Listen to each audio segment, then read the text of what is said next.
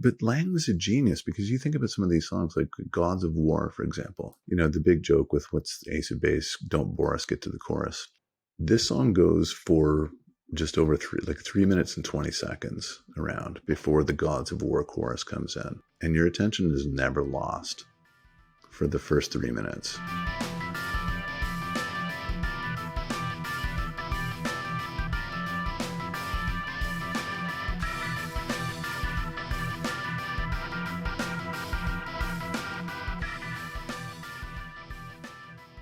Hey, Brent. Hi.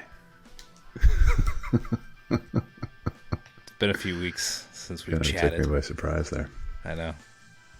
Hey, Ben. You all right? Good. Yeah. Yeah, it's good. How about you? No, I'm bagged, I'm dogged. You were an extremely busy man, as I understand I was it. incredibly busy. I've had to put the podcast on hold. You graciously gave me the week off from TNRC the other week. Dude. So, you know. I have no problem doing that. Yeah. It's life. Like, just, you know, we have busy periods at work, and right now is a really busy period, but I see a light, and hopefully it means getting some sleep and getting into a better mood. Better mood around the house. How does that work? So do you go into an office or do you work from home? I work from home. Okay, so you would stay up until what time? Oh, like late, and that's not good. Not just because it's staying up late, but it's not good because of the type of work I do. Is like you gotta kind of pay attention to do, like, you know, like I was doing captions. I was captioning some videos.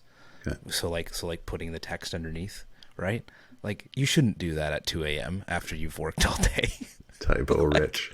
Well, yeah, right? So, not to say, you know, that you got to go, then you just got to go back and it's like double the work. And anyways, so, yeah. So no, I don't go to an office, and it works for me. I don't know. Some people it doesn't work for them, but for me, I'm like, if I was in the office, I would probably get nothing done. I would get way less done because here, there's nobody here to talk to me. There's nobody here to bug me. I can put my head down. I can work. It works for me. I love working from home. I love going into the office when I need to. But when I'm busy like this, 2 hours in the car every day, can't afford it. Can't afford it. You know? It's like, it'd be silly. Yeah. Right? Just for what I do. So, but good. Anyways. Yeah. So anyways, it's, you know, kind of been a bit of a hysteria the last oh, look at you. few weeks. See, you just hysteria of work. You know, you can't plan these things, right? So I was waiting for you to pop that on me. Hey, you know what?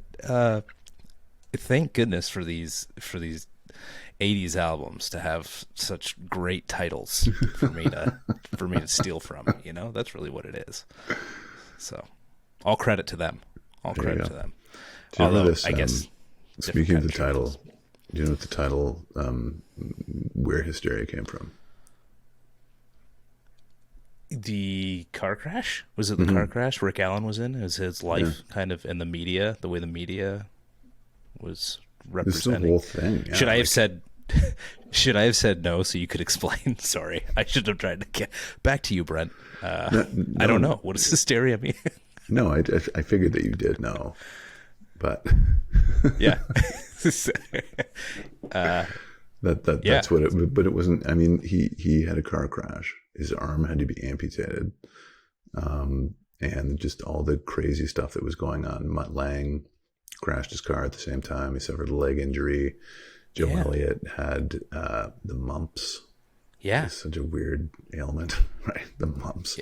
Yeah. So there was just all this hysteria going on about, because Def Leppard had just kind of broken through with Pyromania. It was their third record, and everybody was waiting for the next one to come out. And then all these things started to happen, and people wondered if they'd see another record. So this one took, I think, 3 years to do. So, yeah. And the funny thing is, in the liner notes, they apologized to their fans and said, "We're so sorry you had to wait that long. You will never have to wait that long again for to listen to our next record." And sure enough, Steve Clark passed away, and it took them 5 years to record their next record, which would be Adrenalize. Yeah. 5 years longer than this one. Wow. Yeah. So one thing that is consistent with Def Leppard is really cool album art. I love the album art from these. The single art for a lot of for the songs from this album. Super cool. Are you saying there's no consistency between records?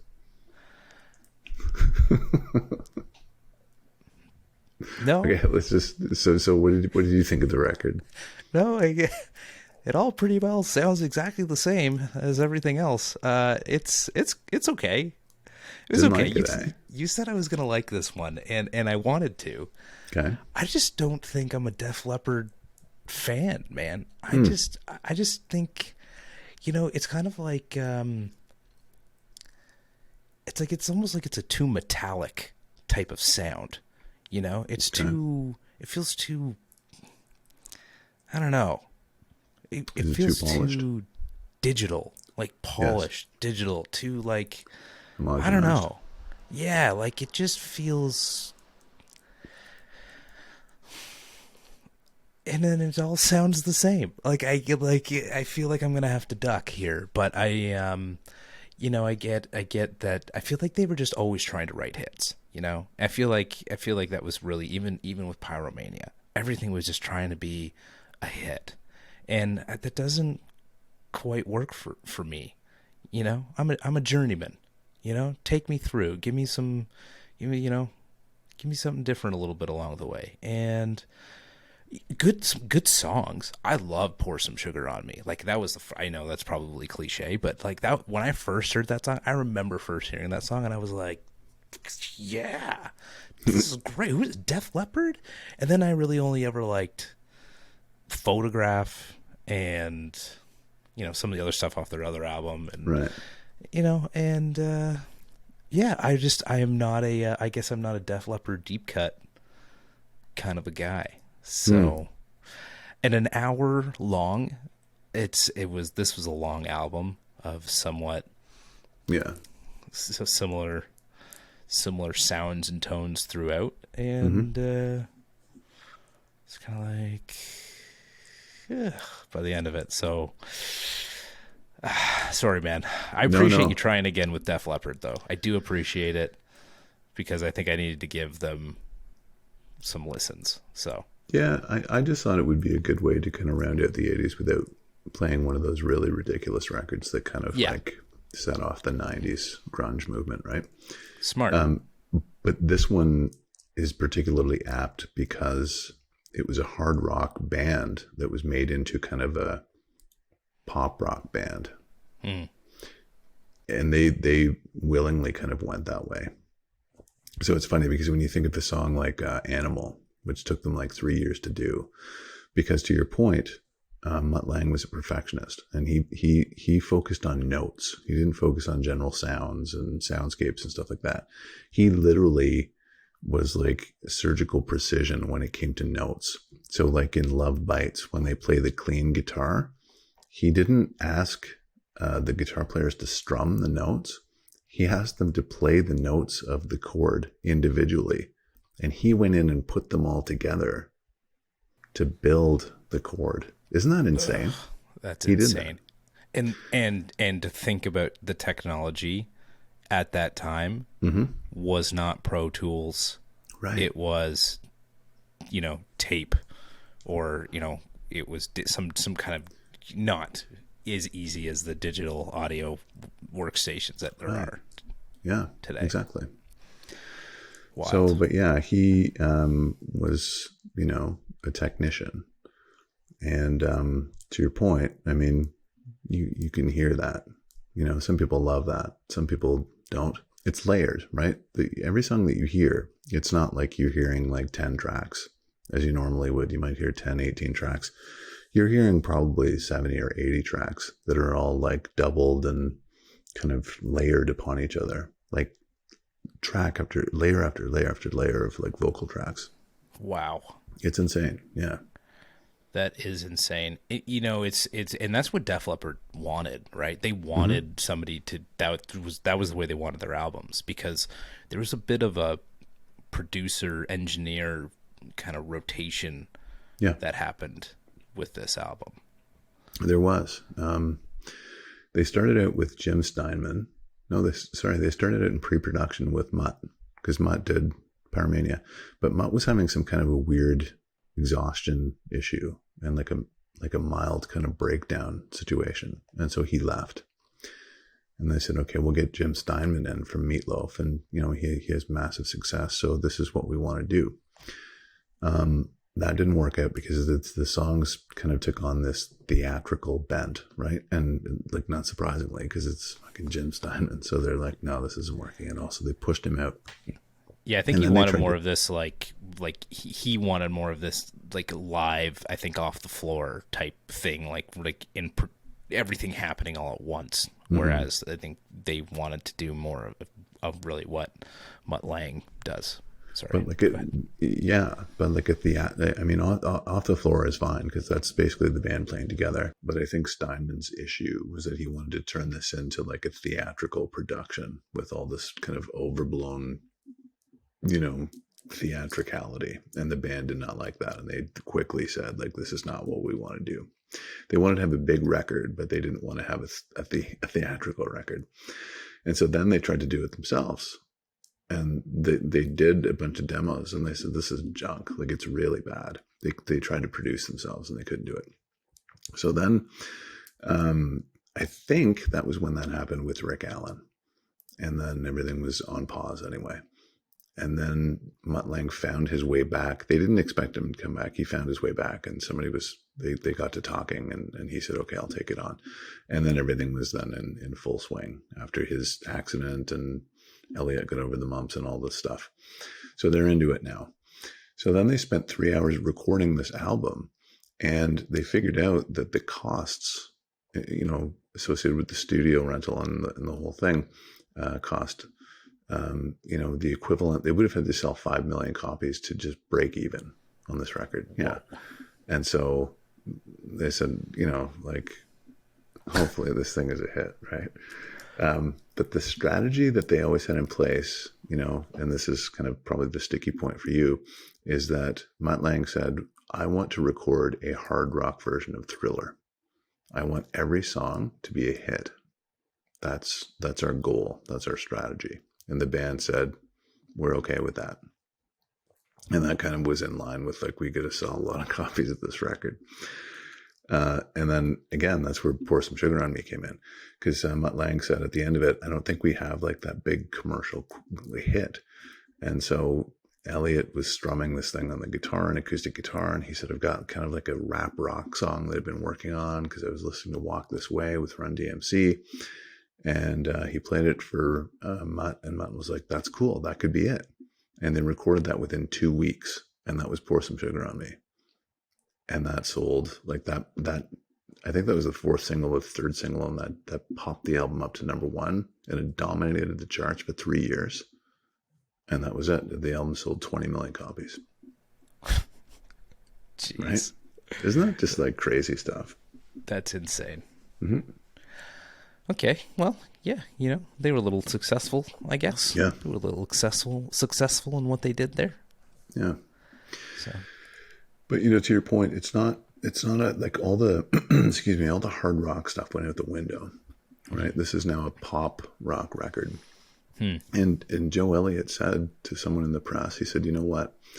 When you listen to Animal, it's got more in common with U2 and In Excess and the Police, and that's how I want it.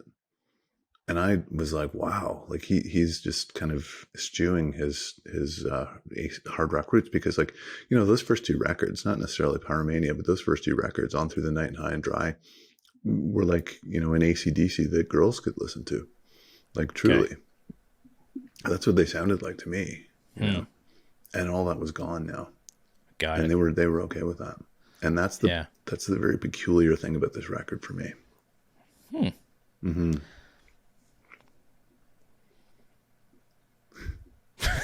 But you're not it's like, That Hey, means yeah, I'd love to lend a little more to this. I've just like, again, anytime I hear a record that doesn't do much for me, I'm feel like a little lost for words for you. we'll whip through the songs. You want to get through them? Yeah. Yeah. I mean, like, women, not woman, women is, it's interesting. It's like an interesting little riff. It's kind of what's happening here.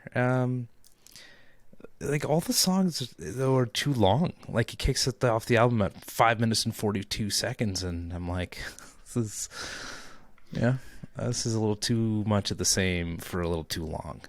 Yeah. The songs are lengthy for sure. And it feels like an anthem. It feels like they're trying to make an anthem here in some form. Yeah.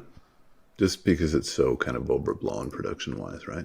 That's what you Yeah, and it's just like, I always feel like they're looking for that. Hey. the You know. audience call and response. Well, yeah. It feels like that's all they're going for on so many of these. You know, there's just no real, I don't know, come down from just trying to get the audience and keep the audience engaged. But see, to your credit, you called that out. You saw that, right? You didn't know that the strategy was to record a hard rock thriller. Right. That's what you hear. Yes. And that's cool. Like, I'll tell you something. When I was a kid, I had heard Pyromania first. Didn't hear the first two records, but Pyromania for me was a hard rock record. And then I heard this, and I thought, oh, it's quite different. I didn't know. I hadn't heard Joe Elliott's comment about like In Excess and all that stuff, but I still kind of associated hard rock and Def Leppard to be kind of, together in the same thing, just because that's how it was sold to me. Because Def Leppard was still being marketed as a hard rock band. They toured with, bands like Crocus and Judas Priest and AC/DC. They dressed in that way. So that's kind of how they were presented. And so I thought, this is still hard rock. It's just very commercial hard rock. But see, you don't see it that way because you didn't experience any of that. Nope. So this is really interesting, actually. This is really, this cuts to the quick, because you're like, this is just like super commercial and it's fabricated. Yeah. Ain't fooling me. Ain't fooling this guy. Maybe not this time around, but Not fooling you. yeah, fooling. Nice. Hey, good Jay. Look at you. They slid one in there. Yeah. I think it's a cool story around the album though, with the whole Rick Allen thing. I think everything that surrounds it's pretty wild, and how they had to kind of cater to him and his drumming abilities. Like they kind of had to wait for him to kind of come back and be able to learn how to drum with one hand, or however they ended up making that happen. So I mean, all that stuff around the album is pretty cool, and I don't know if that has anything to do with how or why it sounds the way it is, or why, but it's an interesting story around it. That is. And he was in the hospital, and I don't remember exactly how this went, but they said, we're sticking with this guy. Mm-hmm. Even though, like how absurd is that? So you play the drums with two hands, like, that's obvious. But now they're saying this guy's got like half that, but we're going to keep him somehow. Yeah. And he's going to stay in the band and he's going to play drums for us. And people are thinking like, what? But they said, no, we want him. And like, what a cool story that is though, right? Like they built electronic drums for him that were built on like MIDI technology. And what he did play with his right hand, what he couldn't play with his left, I think he made up with his feet. And he played drums with his feet and his hands. And so they made it work. And it's just like, that's such an incredible, it's a courageous story. It's like, it's a heartwarming story, right? About that. They could have, you hear stories all the time about bands, screw him. It's like, like Motley Crue, right? Like, I was going to say, Nikki Sixx would have had Tommy Lee kicked out of the band in a heartbeat. No question. No question. He wouldn't have. Tommy Lee wouldn't have even gotten out from underneath the car, and Nikki Sixx would have been like, "Sorry, dude, Job opening." yeah, like gotta find anybody right now." So, a Rocket. Speaking of the drums, you know that kind of tribal sound. You know, it's like the drums there's a very distinguished kind of like a rhythm pattern, right? Mm-hmm. So Mutt Lange, in all of his tinkering, had two drum lines, one played by him, one played by Rick Allen, and he offset them just slightly so that there was a bit of an echo.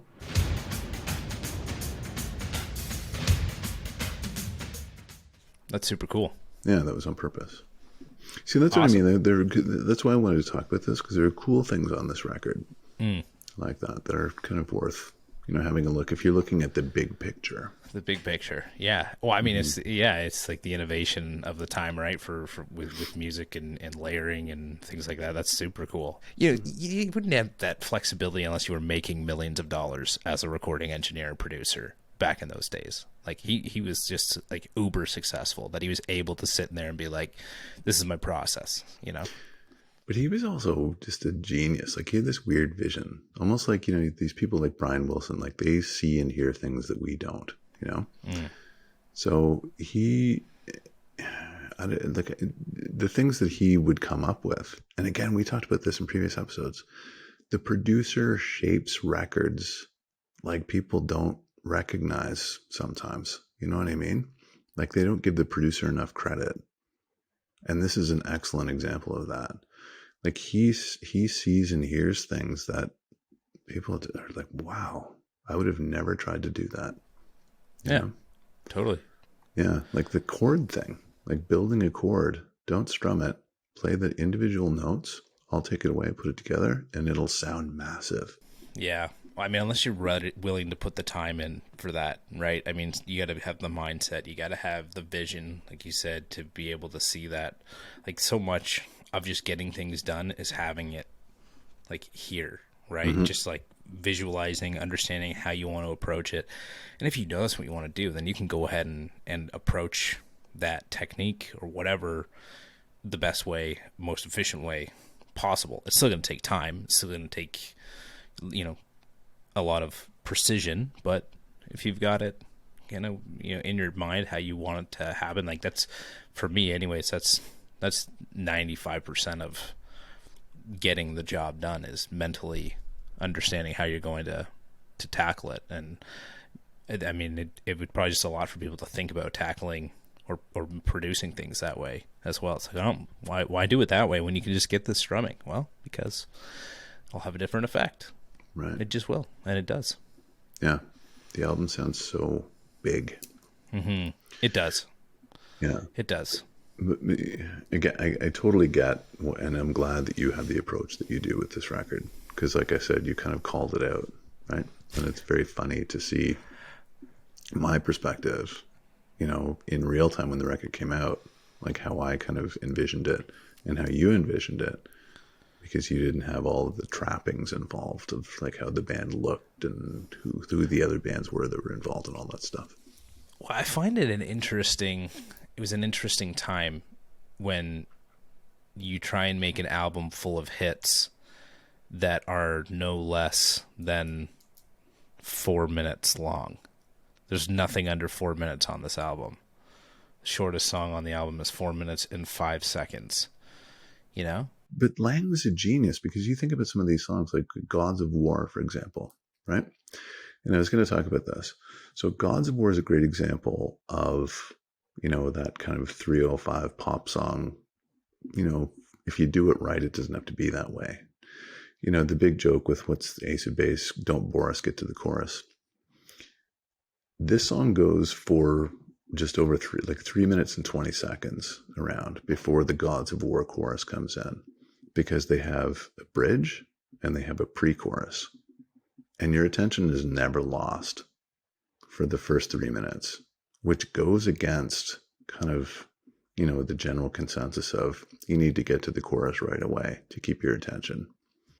But this song is an anomaly in that way. And that's what I mean about Mutt Lange having vision, because like it's almost like he is able to carry your attention through without needing a chorus, until much later.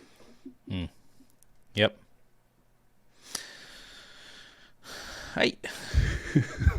Still not sold. Well, I get it. Like I like that approach. I'm all about it. Like I said, like even through an album, right? Don't give me like again another call. It just all just feels too much of the same. And I think you're right though. I mean, the way that a lot of the songs are, I think there's a lot to the songs. I think that there are different parts and different pieces, but it's not really like so different for me.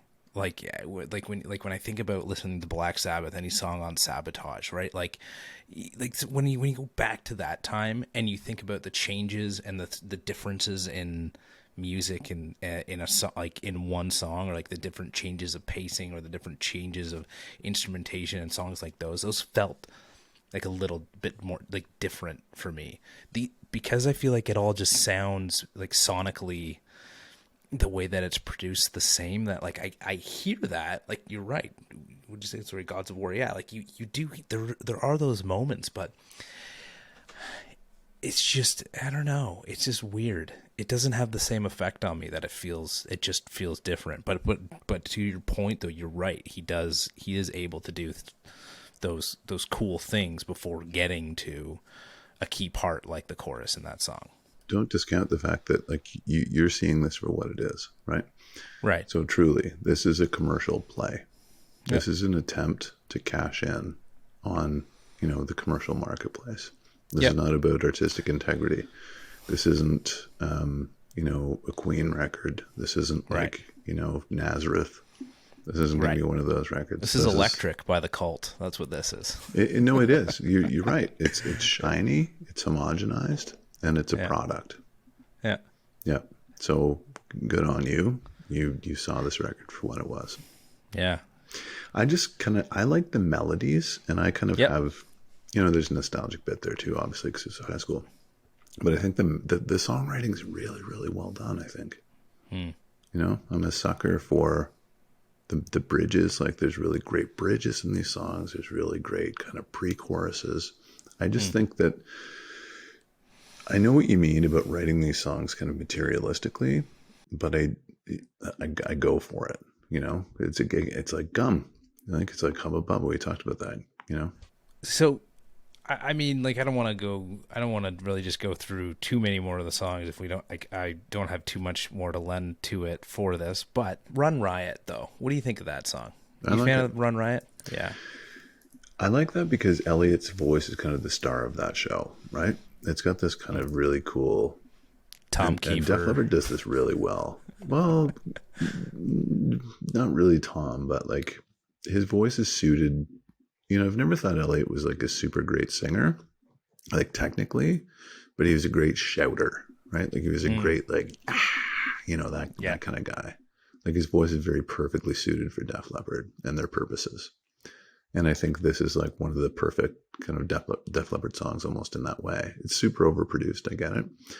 But like those vocal lines, like the rhyming couplets are so good, right? Because it's, and it's just like really cool. Like it's a great song to have on, before you go out or when you're driving somewhere or something. I like it. Do you know what this, like what was this, a single, Run Riot? Was this no? No. There were 7 singles from this record. This was not one of them. There's some funny because like Love and Affection, like it or not, should have been a single. It was not. The Run Riot was not a single. Yeah. Interesting. 7 singles from this. Might be one of my favorite songs actually. Like if I had to pick one, it might even be my favorite song on the album. Like it's cool. I think it's got some good moments in it as well, and I think it feels still commercial, but I think it's a fun kind of under the radar commercial type of a song. I don't know if that makes sense, but no, it totally does. It just feels it's a deep cut.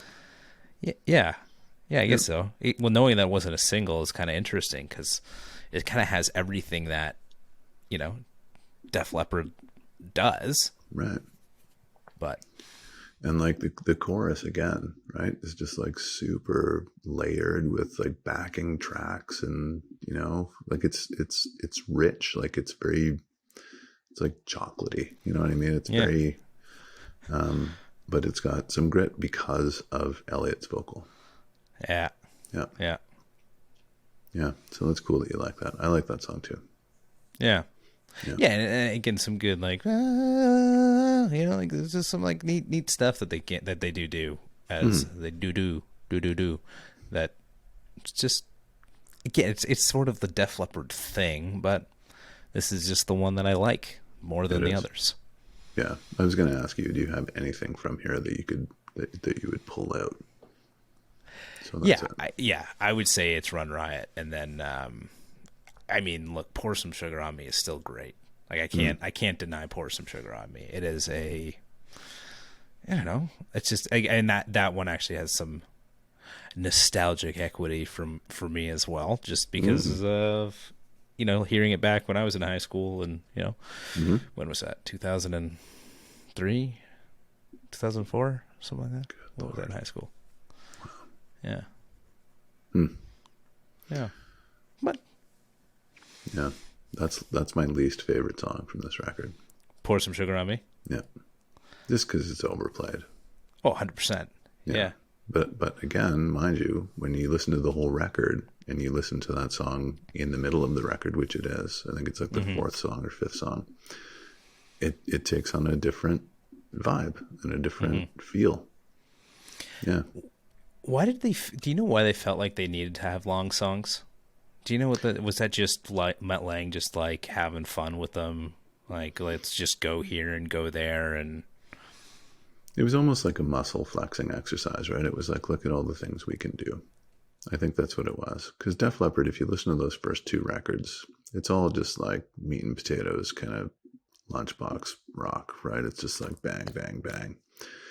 But, he said, well, if you put in a pre-chorus, or if you kind of put an extra 8 bars in here and add this and that, there's a part in Rocket where they play the chorus from Gods of War backwards. That do do do do do do do do. That's what that is.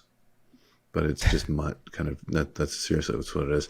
So it's just him showing off, right? But that goes on for like more than 32 bars, and it's like, holy crap, like when is this gonna, it's like Pump Up the Volume by Mars, if you've ever heard that song. It just goes on and on and on and on, and you're like, is this like a remix of it? Like it's like a dance kind of extended, Yeah. So yeah, you could make some edits here for sure. Yeah. I guess that was probably the appeal, I guess, like, for a lot of people, was just being able to get lost in some of these songs, right? I guess, like, that's why you would make a song. That's why you would have fans. That's why people would listen to it, probably, right? Was because they enjoyed those instrumentals from the band. I just can't get behind it. Well, that was a big thing too when this record came out. It was 1987, and so remixes were a big thing, right? Like you listen to something like Sinead O'Connor had a song called Mandinka, I remember at that time. And it was even like, the Cult did this. So they would have their radio single, but then they would have an extended kind of single that you would buy on vinyl, right? That took up the whole side. And it was just, they would just extend the song by adding extra instrumentation, whatever. But it was almost like, oh my God, like it kind of just made you groan, because it's like, get to the point, Yeah. Yeah. I guess, again, that's why it's really catered to the fans, right? The people that really love that stuff, that want to go listen to it. We talked about a while back, what was it? I think we were talking about the Who's, the Who album, and it was like, oh, they've got that deluxe edition where it's like the different studio versions, and there's this version and that version. I'm kind of like, I don't really know. But I mean, if you're a fan, and I've just realized this through what I did, and what I've been actually really excited about was, when I went back and listened to Wildflowers and All the Rest by Tom Petty, obviously, I'm like, I'm like so into the home recording version, the the studio version, the just this version or version 2, and I'm like I love it, and because it sounds different. He's got the song "Crawling Back to You," that he's got like the home recording version that is like this kind of picked up acoustic song, but then the final version is this like great piano do do do do do, and it's just but then this is like a completely different version, and now I want to go put on this home studio recorded version because it's so different from the regular version, but they're both equally as incredible songs because I'm just a Tom Petty fan, so I want to listen to that kind of stuff. So if you're a fan, you just want to listen to this for as long as you can. Right. That's it. And you want to hear the kind of intricacies as a purist, right? So you want to hear maybe you can, because there's a whole world in there really, what's Tom doing and why did Tom do this? And there's a cerebral aspect about it, right? Because you're really involved. It's not like you just have a passing kind of acquaintance with the song and you're like, when's it going to end? You're imagining why he did what he did and where he thought it would go. And there's a whole kind of narrative, right? Well, there's a whole narrative there, and just like this narrative here, right? This whole narrative with Rick Allen's car accident and Lang's car accident and Lang disappearing and then going through a couple different producers, a couple different engineers, and then the mumps, and it's just all this kind of stuff that surrounds the album. And then, afterwards, Steve Clark being killed, all that surrounds it has such an impact as well. And, not that it was to that extent, but, when listening to Wildflowers, like Tom Petty was going through a divorce, or he was leading up to a divorce, and you just, when you have that sort of thought in your mind and you listen to a song like Crawling Back to You, or it just like you just have this completely different sense about the songs and what he's singing about, and how you took it the first time might once you hear some of the stuff you take it a different way. So it really is about what is also surrounding the album that, as a fan, as you're listening to, can give a whole different perspective. And I don't mean just as a fan of the artist, but just as a fan of music in general. So all what's your rating going to be? I just feel like I shouldn't. I just feel like I shouldn't rate the album. Oh, I'll give it a 3. I'll give it a 3 out of 5. It's a 3. Alex, 3 out of 5. It's not bad enough for a 2. It's not bad. I shouldn't even say it's bad. It's not bad. It's not your thing. It's just not my thing. I'm just. Yep. So I'll give it a 3. Fair score. Yeah. Good. Yeah. Okay. Rocket. Yeah. Right, like some of these things, they're just like, it's just like you're really trying here, First it was women, and now it's rocket, and then it's animal, and then it's pour some sugar on, or whatever, Love Bite. You know what I mean? It's just like, let's find something for the people to sing. What's the next thing that people could sing? Commercial play. All right. The next album that we're going to look at was not a commercial play. Oh, okay. All right. Until it inadvertently became a commercial success. All right. That album was Nevermind by Nirvana. We're going right into Nirvana. Not even taking a little bit of like a segue. We are just diving right into the Kings of Grunge, huh? Yep. So this was the album that kind of turned everything around. So the way that I envision this whole road that we've been going down. So we started late 70s and went through like post-punk and new wave into like Billy Idol and what was going on in the 80s. And we just did hard rock stuff. I know that there's a bunch of other stuff that we overlooked. Maybe we'll come back to that. But I wanted to demonstrate like how things got really kind of silly with like Poison and all the hair bands. And to a degree, because this was super, super produced, like really commercial. And then all of a sudden everything just like inverted itself. And Nirvana flipped that switch. and everything changed. All right. Killer. I have not been able to listen to more than 2 Nirvana songs, one after the other, in my entire life. So this is going to be a very good test. Well, let me tell you something. I'm not a Nirvana fan. Okay. I'm not. I respect, what they did. I respect, their place in popular culture history. But I'm not a fan. I don't own that record. I never did. I actually didn't like it when I was a kid. And this is a study. So that's what we're doing. All right. Yeah. I'm not a fan. Okay. But we're going to look at it. Right? Butch Vig, yes. Yep. Great. Cool, man. All right. Well, folks, Nirvana, Nevermind. All right. So thank you for indulging my 80s. My pleasure. Thanks for taking me through the 80s. Like, I know I wasn't hot on a couple things, but, I think we did okay there, though, didn't we? I think we did okay. We started with Billy Idol, and we went through, Cinderella, Yeah. Van Halen record, David Lee Roth, Yeah, Rat. Motley Crue as well. Yeah, Rat. Rat. Yeah. We did all right. You did all right. Yeah. Did all right. Cool. All right. All right. Do you feel more educated as a result? Yeah. Yes. Cinderella was great. It was great to hear Cinderella. You listened to the later records too, right? I just Heartbreak Station so Isn't far. that just like amazing? Holy smokes. Yes. Tom What an Kiefer, album. man. Oof. Yeah, he's my boy. Although I would make a case that what song was it? Let me just pull this up real quick here. It's great, but Sick for the Cure is like literally just Honky Tonk Woman by the Rolling Stones.